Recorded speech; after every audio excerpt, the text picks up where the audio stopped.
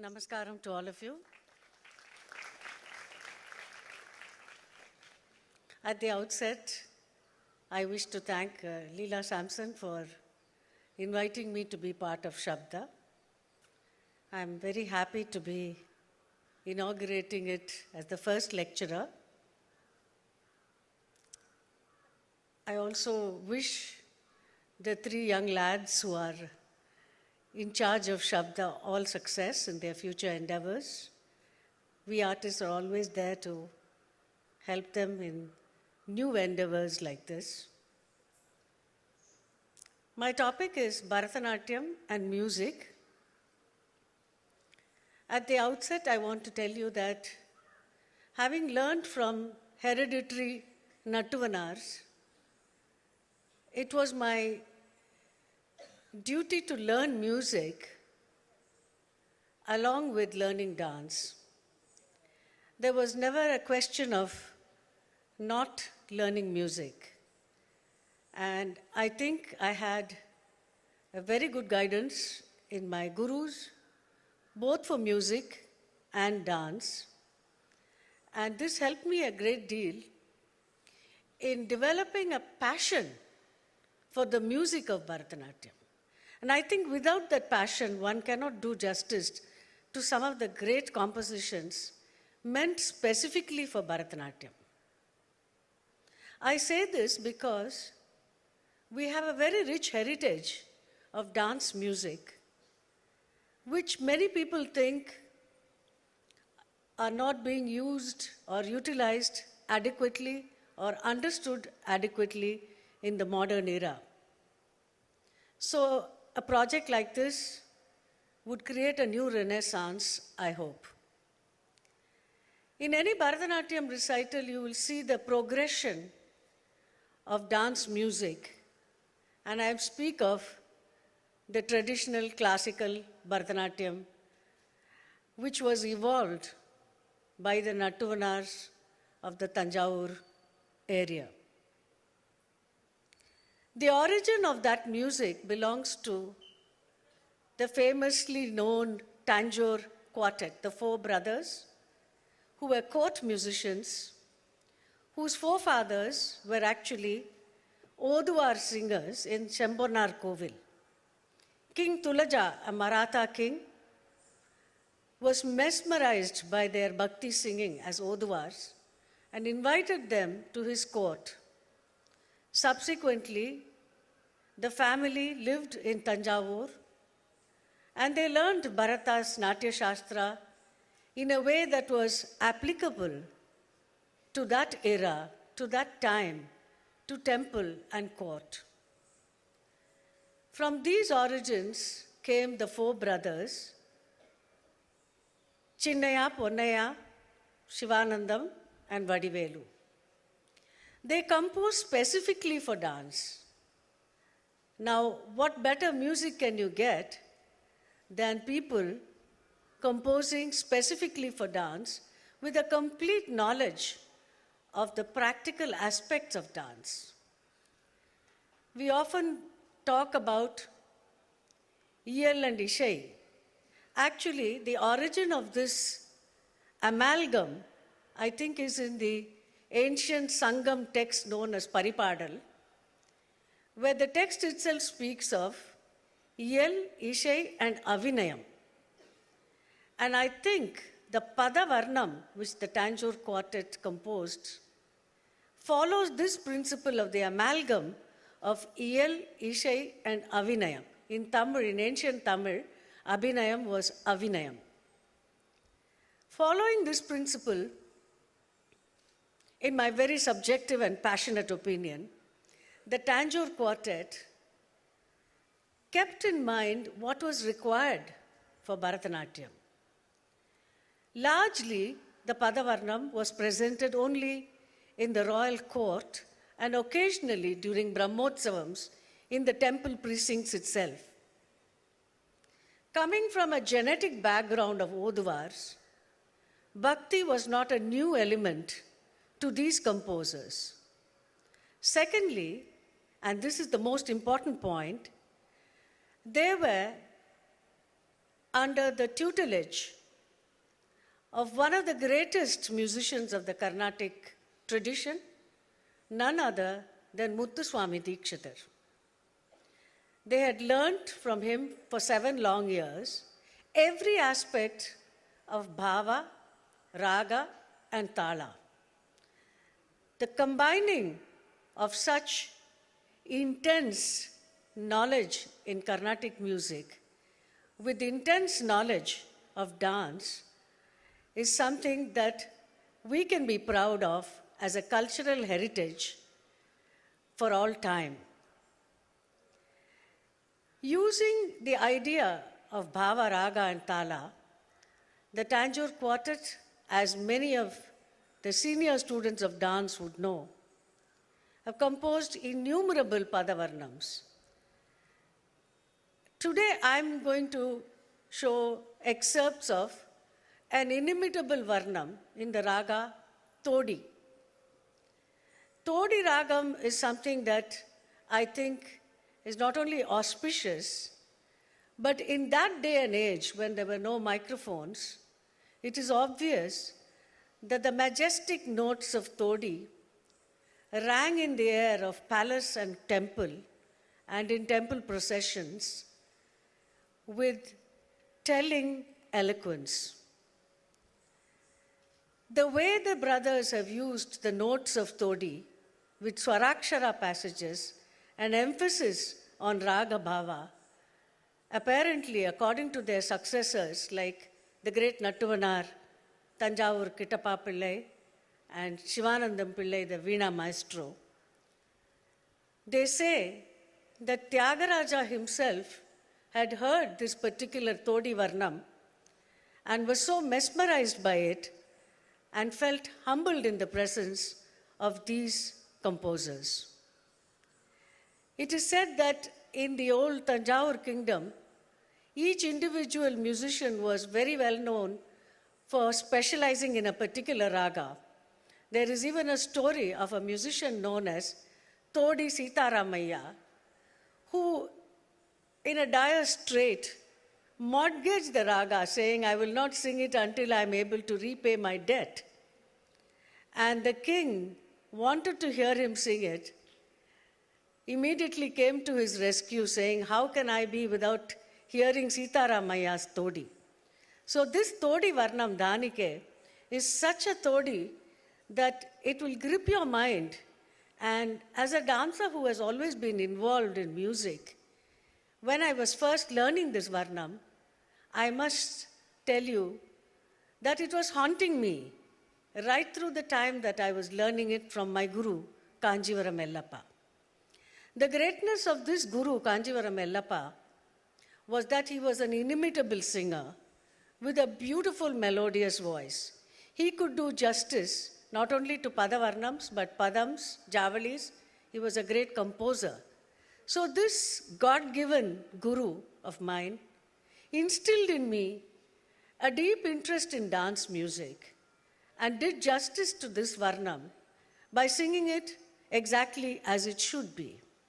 There are unwritten rules about singing a Padavarnam, but I learnt in all humility from my guru, who would not refrain from putting on a sour face if the musician who accompanied my dance changed even one phrase of a Varnam or a Padam. Now these unwritten rules, these self-control methods are so important to keep alive the beauty and majesty of these dance compositions. The structure of this Dhanike Varnam is such that you can see that in those days of mic-less concerts, the Varnams always started on a high note. There was the Pallavi, Anupallavi, Charanam, and then the inimitable Chittaswaram. Here again you will see that the composers knew dance, because in the Chittaswaram, with Swarakshara passages, they composed the Swaram exactly to suit the adavus that a dancer would use.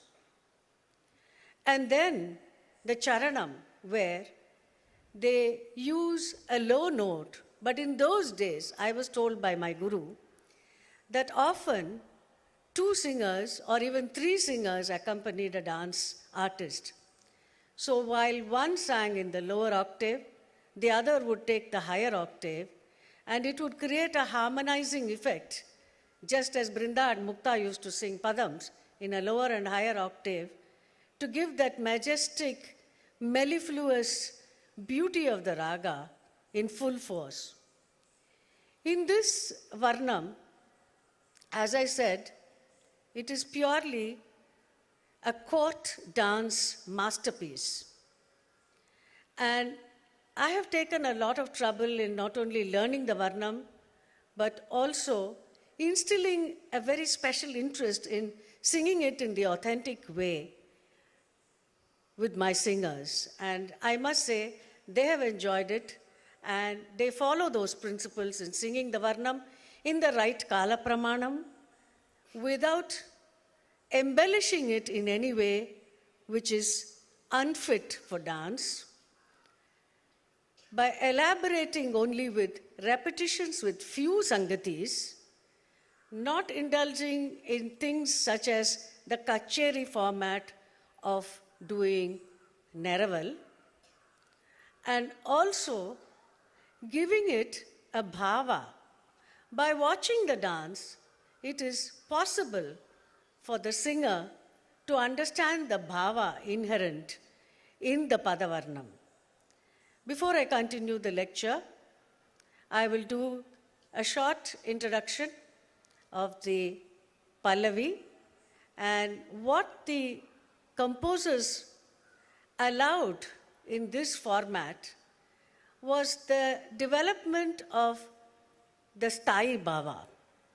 Invariably, the Padavarnam has the Sthayi Bhava as Rati and the Rasa is Sringara. The Nayika Bhava was very well understood by the composers, and they used very few words. The court language in Tanjavur was Telugu. They used Telugu, but a Telugu which is easily understood, which flows with the melody of the song and allows the dancer to elaborate on that theme by a mere repetition of the line of song again and again. It also allows, of course, Sangeetam is a composite whole of melody and poetry. The poetry allows or understands the situations of Sringara, the Sanchari Bhavas necessary for Sringara, such as the people involved in the situation, the time, the place, the various situations, and changes of moods.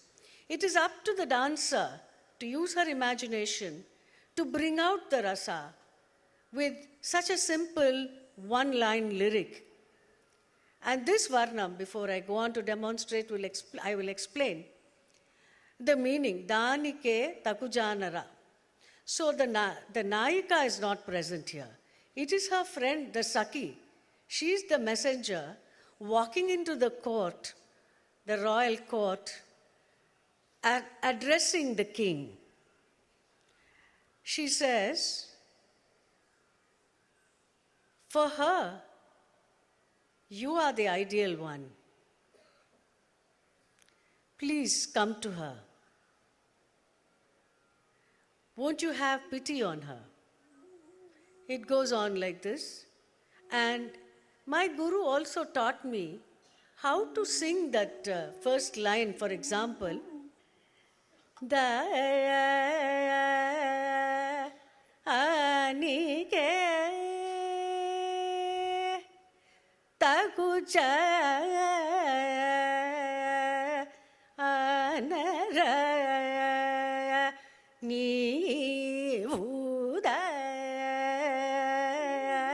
So as you can see, the music itself is already dancing.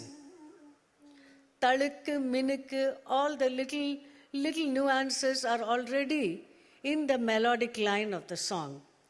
And it is important to know these subtle details in the music and not change it or sacrifice it for something more modern or accessible, because these are things which should not be tampered with.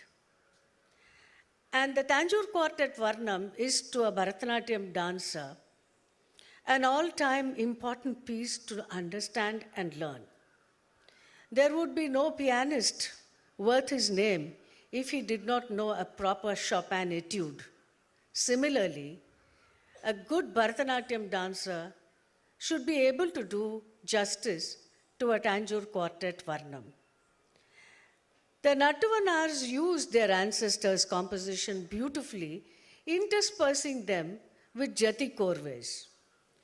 Without spoiling the mood of Sringara, they always kept the Jati Korves as brief interludes to the dance. And in this also, they were masters because they did not compose identical Jati Korves for all the Varnams.